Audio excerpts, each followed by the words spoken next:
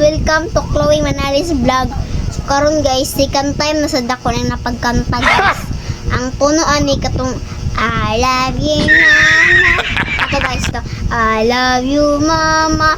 Pero ang title ani wala nagbilig kwarta. 1, 2, 3, go. Uy guys, paminaw biya mo ni guys, katswada biya ni siya guys. Okay, tungkol siya sa kuwang life guys. Hantod di karon wag niya gibuhat guys. Akong papa taman ras istorya wala sa iyang buhat. Sige lag istorya.